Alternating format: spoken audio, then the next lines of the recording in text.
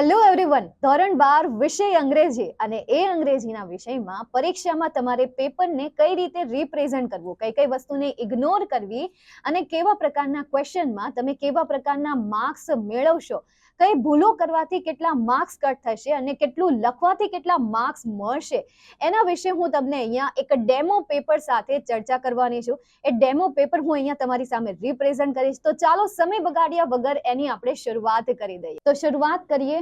હવે આ બધી વસ્તુની કહેવાની તો જરૂર નથી, પણ આવી ગઈ છું તો હું તમને કહી દઉં છું.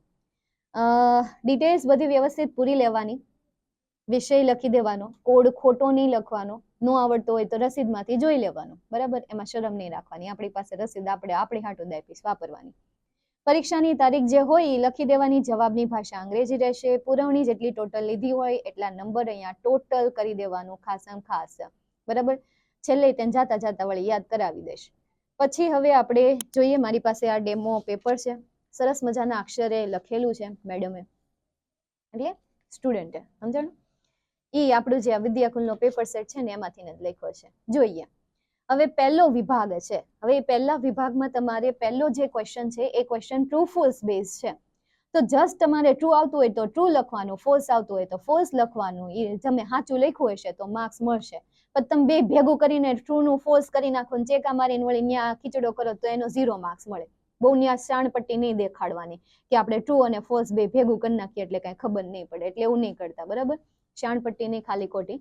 પછી ક્વેશ્ચનની ટાઇટલ અલગ પાડવા માટે આવી રીતે સ્ટાર અથવા તો કોઈ પણ સિમ્બોલનો યુઝ કરો કે જેથી ક્વેશ્ચન ટાઈપ અલગ લાગે.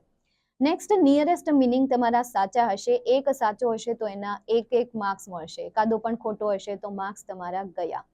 એમસીક્યુ બેઝ હોય તો આવી રીતે બોક્સમાં બી ઓપ્શન લખીને પછી એનો રાઈટ આન્સર લખી દેવાનો, બરાબર? કોઈ પણ કાઉન્સ તમે યુઝ કરી શકો, રાઉન્ડ છે, કોઈ કર્લી બ્રેકેટ છે, કોઈ પણ. ઓકે, નેક્સ્ટ એના પછી વાત કરીએ આઈડેન્ટિફાઈ ફંક્શન. તો એમાં આ રીતે તમારે ફૂલ આન્સર લખવાના રહેશે. બધા સાચા હશે તો એકના 1 માર્ક્સ મળશે. સેમ એ રીતે રિસ્પોન્ડ ધ ફંક્શનની વાત કરીએ તો સેમ એમાં એ જ રીતે તમે એમસીક્યુ રાઈટ સિલેક્ટ કરેલા હશે તો દરેક એમસીક્યુ નો 1 માર્ક્સ રહેશે. એ પછી ચાહે WH ક્વેશ્ચન હોય, રિસ્પોન્ડ ધ ક્યુ હોય, દરેક એમસીક્યુ નો 1 જ માર્ક્સ રહેશે, બરાબર છે? ઇંગ્લિશમાં તો આપણે આ જ મેથડ ચાલે છે, ગુજરાતી કરતા થોડીક ડિફરન્ટ અને અલગ. એના પછીના વિભાગની વાત કરીએ. ફોર એક્ઝામ્પલ, પહેલો ક્વેશ્ચન એવો પૂછ્યો છે કે ભાઈ મિસ્ટર વ્હાઇટની વિશ શું છે? વિભાગ બી નો પહેલો ક્વેશ્ચન તમને એવો પૂછ્યો છે. તો વિશ શું છે એવું પૂછ્યું છે તો એની વિશ શું હતી? 200 પાઉન્ડ હતી. તો એના નીચે અંડરલાઈન કરી દો, એટલે શિક્ષક આ જોશે ને એટલે સીધું તમને આમાં 1 માર્ક્સ આપી દેશે. પછી તમારી આ મિસ્ટેક છે, સ્પેલિંગની મિસ્ટેક છે, એ કાંઈ નહીં જોવા જાય, એને ખાલી 200 પાઉન્ડ જોતા છે, બરાબર? એટલે એનો તમને 1 માર્ક્સ મળી જશે. સેમ એવી રીતે બીજો કોઈ ક્વેશ્ચન છે, એમાં જે હાઇલાઇટ આવતું હોય એ હાઇલાઇટ કરી દો, એ શબ્દને હાઇલાઇટ કરી દો, શિક્ષકની આંખો એ પડશે એટલે તમને એના પૂરેપૂરા માર્ક્સ આપી દેશે, બરાબર? 12 માર્ક્સમાં તમને આ ક્વેશ્ચન પૂછાય છે. 12 ક્વેશ્ચન હશે, દરેક ક્વેશ્ચનના એક માર્ક્સ હશે. શાંતિથી વિચારીને આન્સર આપજો, હેન્ડરાઇટિંગ સારી રાખજો. મેઇન આન્સર આવતો હોય એની નીચે અંડરલાઈન રાખજો. નેક્સ્ટ એના પછીનો ક્વેશ્ચન છે શોર્ટ નોટ. તો શોર્ટ નોટમાં યાર શું કરો તમે? શોર્ટ નોટમાં ફોર એક્ઝામ્પલ અડધા પેજે આ પૂરું થઈ જાય છે તો શોર્ટ નોટને નવા પેજથી જ લખો. બેમાંથી કોઈ પણ એક લખવાની છે. હવે એડજસ્ટમેન્ટની અહીંયા લખી છે તો એડજસ્ટમેન્ટમાં તમને ત્યાં ક્વેશ્ચન્સ આપેલા હશે. 6 ક્વેશ્ચન હોય તો 6 ક્વેશ્ચનના 6 પોઈન્ટ જ લખવાના છે, 6 ક્વેશ્ચનના આન્સર જ લખવાના છે.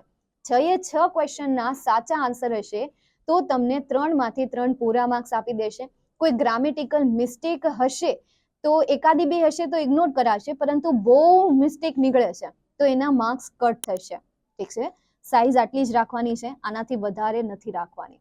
એટલે જોઈ લો, તમારી સામે એક ડેમો પેપર તો છે જ, બરાબર? આનાથી થોડી વધી જાય છે, આટલી વધી જાય છે તો ચાલશે, એમાં કોઈ ઇશ્યુ નથી, પણ જોજો ગ્રામેટિકલ મિસ્ટેક ન રહી જાય.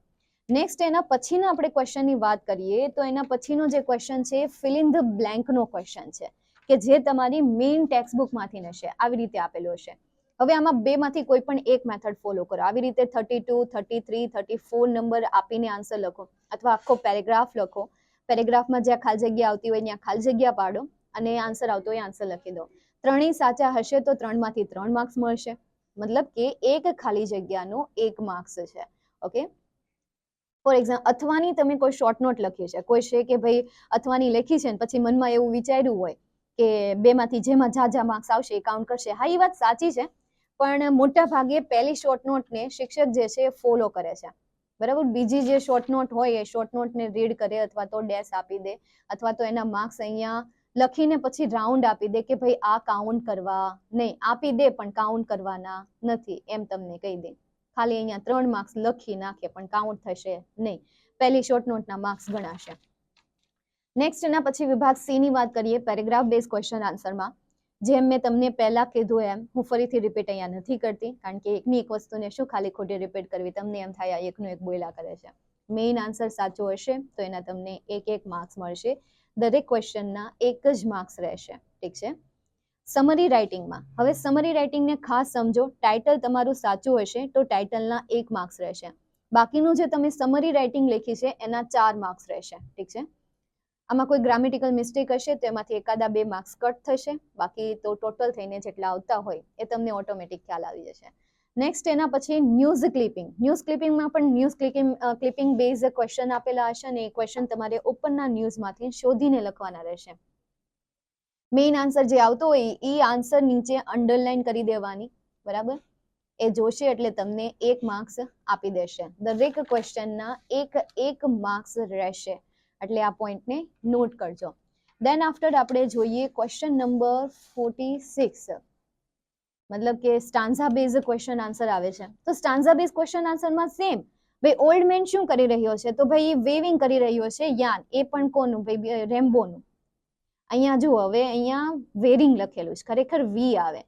તો હવે આવી કોઈ મિસ્ટેક રહી જાય છે તો એના માર્ક્સ કટ નહીં થાય, બરાબર, કારણ કે તમે સવાલની જે પેટર્ન લખી છે એ સાચી છે, આન્સર જે લખ્યો એક સાચો છે, ખાલી એક શબ્દ એક લેટર માટે કોઈ માર્ક્સ નહીં કટ કરે, એના માર્ક્સ આપી દેશે તમને. એટલે એની ચિંતા નહીં કરો, એકાદો અક્ષર આમથી નામ થઈ જાય છે તો એના તમને પૂરેપૂરા માર્ક્સ મળી જશે. એટલે આટલી છૂટ તમને ઇંગ્લિશના પેપરમાં આપવામાં આવે છે, જેટલું તમે સમજો છો કે ભાઈ સ્ટ્રીક ચેક કરે છે, ના એ વેમ છે. બાકીમાં તમને આ કહેવાની જરૂર તો છે નહીં કે ભાઈ છેલ્લી 3 લાઈનમાં કે 2 લાઈનમાં લખવું નહીં, આણે લખી નાખ્યું છે પણ તમારે લખવું નહીં, લખાઈ જાય બહુ ઉપાધિ નહીં કરવાની, ઠીક છે. આ તો પેપર સારું લાગે ને એટલે હું ના પાડું છું, બાકી લખો તો કઈ એવા કઈ રૂલ્સ નથી કે ત્યાં ન લખવાય, લખી નાખો હોય તો લખાઈ ગયું હોય તો ભાઈ ઉપાધિ નહીં કરવાની. દેન આફ્ટર સેક્શન ડી, હવે એમાં 2 ક્વેશ્ચન પૂછાય, કાળને લગતા ચેન્જીસ અને બીજું પેસિવ વોઇસને લગતા ચેન્જીસ. જે મેઇન ચેન્જીસ કર્યા હોય એની નીચે અંડરલાઈન કરી નાખવાની, એટલે શું થાય ખબર એનો ફરક. હવે ફોર એક્ઝામ્પલ આ સમથિંગના સ્પેલિંગમાં તમારે કંઈક મિસ્ટેક થઈ ગઈ છે, બર્ડ્સના સ્પેલિંગમાં મિસ્ટેક થઈ છે, તો ન્યા એનું ધ્યાન ન જાય, એટલે તમને 2 માંથી 2 માર્ક્સ આપી દે, બરાબર. પૂરેપૂરો તમને કોન્ફિડન્સ છે તો અંડરલાઈન કરી દો. સેમ એવી રીતે એક્ટિવ પેસિવ વોઇસમાં જે મેઇન ચેન્જીસ કર્યા છે એની નીચે અંડરલાઈન કરી દો. એક સાદી ને સિમ્પલ પેન્સિલથી કરજો, સાચું હશે તો એના પણ તમને 2 માર્ક્સ મળી જશે. દેન આફ્ટર ડાયરેક્ટ ઇનડાયરેક્ટ આવે છે, 3 માર્ક્સમાં પૂછાય છે, બરાબર. 3 સેન્ટેન્સ હશે અથવા તો 3 ડાયલોગ હશે, એ 3 ડાયલોગ જો સાચા હશે તો 3 ડાયલોગના 3 માર્ક્સ મળી જશે, ઓકે. પણ 3 ડાયલોગ સાચા હોવા જોઈએ. 2 ડાયલોગ સાચા હશે તો 2 માર્ક્સ મળશે અને 1 સાચો હશે તો 1 માર્ક્સ મળશે, અને એકઈ સાચા નહીં હોય તો 0 મળે. એના પછી તમે એમ કહેતા થોડું સાચું હોય તો ના રે ના, હવે 3 સેન્ટેન્સ પૂછ્યા છે, એમ થોડું કહું છે. એના પછી 55, 56, 57, 58, 59 આ જે છે એ complete the sentence MCQ base છે. આ મેથડ ફોલો કરો, અથવા તો કાઉન્સમાં તમે જે પણ કાઉન્સ યુઝ કરવા ઈચ્છતા હોય, બ્રેકેટ છે, રાઉન્ડ છે, દેન કર્લી બ્રેકેટ છે, જે પણ યુઝ કરો એ, પણ લખવાની મેથડ આ જ રહેશે, ઠીક છે. આ જ તમારે રાખવાની છે. આવું નહીં કરો કે અડધો શબ્દ અહીંયા હમાય છે અને અડધો શબ્દ અહીંયા હમાય છે, આવું તૂટલું ફૂટલું નહીં કરવાનું, આખું નીચે લખવાનું. એક એમસીક્યુ સાચો હશે તો એનો 1 માર્ક્સ મળશે. ઇન શોર્ટ કે દરેક એમસીક્યુના 1 માર્ક્સ ડિવાઈડ થયેલા છે. દેન આફ્ટર એડિટિંગ આવે છે. એડિટિંગ પહેલા તમારે એક સિન્થેસાઇઝ મતલબ કે કન્જક્શન વાળું આવે છે. જે કન્જક્શન યુઝ કર્યો હોય એની નીચે અંડરલાઈન કરવાની, એ જોઈને તમને 3 માંથી 3 માર્ક્સ આપશે. તમે પ્રોપર કન્જક્શન યુઝ કર્યા હશે, જે એની પાસે સોલ્યુશન છે એ યુઝ કર્યા હશે તો એ 3 માંથી 3 તમને પૂરેપૂરા માર્ક્સ આપી દેશે. દેન આફ્ટર એડિટિંગની વાત કરીએ આપણે તો 4 માર્ક્સમાં તમને પૂછાય છે. 4 ખાલી જગ્યા સાચી હશે તો 4 માંથી 4 માર્ક્સ મળશે. લાસ્ટ વિભાગની વાત કરીએ, વિભાગ એ, કે જેમાં પહેલો ક્વેશ્ચન છે ઇન્ફોર્મેશન ટ્રાન્સફર 80 શબ્દમાં લખવાનું હોય. તો હવે પહેલો સવાલ, મેમ 80 શબ્દ ગણવા થોડું ને બેસાય, તો ઠીક છે હું તમને સાઈઝ આપી દઉં, આટલા સાઈઝમાં તમારે ઇન્ફોર્મેશન ટ્રાન્સફર લખવાનું છે. તમે 10 સેન્ટેન્સ એવા લખો અને એ એક સેન્ટેન્સમાં 8 શબ્દ આવતા હોવા જોઈએ. આટલા 10 શબ્દો લખી દો તો 80 થઈ જાય, અથવા તો 12 લખો, જેટલા લખો એટલા. તમારી રીતે મેં તમને સાઈઝ આપી દીધી. ગ્રામેટિકલ મિસ્ટેક ન હોવી જોઈએ, સ્પેલિંગ મિસ્ટેક ન હોવી જોઈએ, માઇનોર હશે, એકાદી બે હશે તો ચાલશે, પણ એના કરતા વધારે હશે તો માર્ક્સ કટ થશે, અને બધું સાચું હશે તો એમાં તમને 5 માંથી 5 માર્ક્સ મળી જશે. એસે ને નવા પેજ થી શરૂઆત કરો. એસેમાં તમારે 4 પેરેગ્રાફ લખવાના છે. કેટલા પેરેગ્રાફ? 4 પેરેગ્રાફ લખવાના છે તમારે. 4 પેરેગ્રાફ માટે તમારે એક આખું પેજ અને બીજો અડધું પેજ, આટલા પેજમાં એસે લખવાનું રહેશે. પેજની સાઈઝ મેં કહી દીધી. એક આખું પેજ, ફરીથી હું રિપીટ કરી દઉં, એક આખું પેજ અને બીજા પેજનું અડધો પેરેગ્રાફ, અડધું આટલું જ થાય, અડધું પેજ નહીં, અડધું અહીંયા થાય, આટલું જ લખો. ઠીક છે? બધું સાચું હશે, ગ્રામર સાચું હશે, કોઈ સ્પેલિંગ મિસ્ટેક નહીં હોય તો એમાં તમને જે 8 માર્ક્સનો એસે પૂછાય છે એમાં તમને 8 માર્ક્સ આપી દેશે. તમે એવું વિચારતા હોય કે ભાઈ એસેમાં 8 માંથી 8 કોઈને ન આવે તો સ્પેલિંગ મિસ્ટેક હોય તો આવે, સોરી, સ્પેલિંગ મિસ્ટેક ન હોય તો ન આવે. આમાં કોઈ નથી, મસ્ત લખેલો છે, કોઈ સ્પેલિંગ મિસ્ટેક જ નથી, તો તમને 8 માંથી 8 માર્ક્સ મળી જ જશે. બીજા અથવાના એસે લખવાની કોઈ જરૂર નથી. એવો સમય બિલકુલ પણ ન બગાડવો. તમને એમ લાગે કે મારી પાસે સમય વધશે તો પછી તમે એ સમય પેપર વાંચવામાં કાઢો, યાર, ખાલી ખોટો બગાડો નહીં. એપ્લિકેશનમાં, હવે હું એપ્લિકેશનની વાત કરું, તમે આ એડ્રેસ લખો છો, બરાબર છે, મોકલનાર, મેળવનારનું, સબ્જેક્ટનું, તો એના તમને 1.5 માર્ક્સ મળે છે. દેન આફ્ટર તમે રિસ્પેક્ટેડ સર સાચું, મતલબ કે રિસ્પેક્ટેડ સરનો ફર્સ્ટ પેરેગ્રાફ કરેક્ટ લખ્યો છે, પર્સનલ બાયોડેટા કરેક્ટ લખ્યો છે, એડ્રેસ છે, ડેટ ઓફ બર્થ છે, એજ્યુકેશનલ ક્વોલિફિકેશન છે, ટેબલમાં રિપ્રેઝન્ટ કરો અથવા તો સેન્ટેન્સમાં રિપ્રેઝન્ટ કરો, એક્સપિરિયન્સ, આ ચેન્જિંગ, જેટલી જરૂરી વસ્તુ તમે એપ્લિકેશનમાં લખી નાખી છે તો 1.5 માર્ક્સ તો તમને અહીંયા મળી જાય છે. દેન આફ્ટર આ જે પેરેગ્રાફ લખો છો એના 0.5 માર્ક્સ છે. એના પછીની જે ડિટેલ્સ છે, આ બધી ડિટેલના ટોટલ તમને 4 માર્ક્સ મળશે. આ રીતે તમારા 6 માર્ક્સ તૈયાર થાય છે. ઠીક છે? તો એપ્લિકેશન ફોર્મેટ બેઝ હોય છે, કોઈ એક ફોર્મેટ પ્રિપેર કરી નાખો અને એપ્લિકેશન લખો.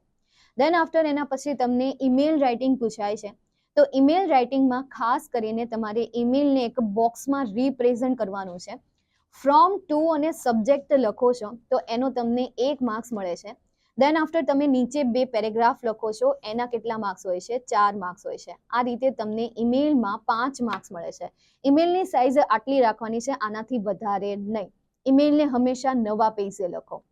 આ જે અહીંયાથી અધૂરું છે તો ત્યાંથી નહીં લખો, નવા પેજે લખો. જૂના તમે નેન્યન લખો છો તો એનો કોઈ પ્રોબ્લેમ તો નથી, પણ પેપરનું કહેવાય ને કે ભાઈ રૂપ રંગ સારું દેખાડવા માટે નવા પેજે લખો તો ઓકે. એટલે આમાં તમને 5 માંથી 5 માર્ક્સ. દેન આફ્ટર અથવાના ટોપિકની હું વાત કરું, જેમ કે રિપોર્ટ છે, સ્પીચ છે, તો એમાં જે ટાઇટલ આવતું હોય એ ટાઇટલને મિડલમાં લખો. એની સાઈઝ આટલી રહેશે, બંનેની સાઈઝ આટલી રહેશે, બરાબર. રિપોર્ટ જે છે, રિપોર્ટ અને સ્પીચ બંનેની સાઈઝ આટલી જ રાખો, બરાબર. આનાથી વધારે નહીં. એક જ પેજમાં પતાવી દો એને, 2 પેજ કરવાની કોઈ જરૂર નથી. જો તમે ઈમેલના ઓપ્શનમાં રિપોર્ટ કે સ્પીચ લખ્યું હશે તો જે માર્ક્સ હશે એ પ્રમાણે તમને મળશે 6 અથવા તો 5. ગ્રામેટિકલ મિસ્ટેક હશે તો કટ થશે.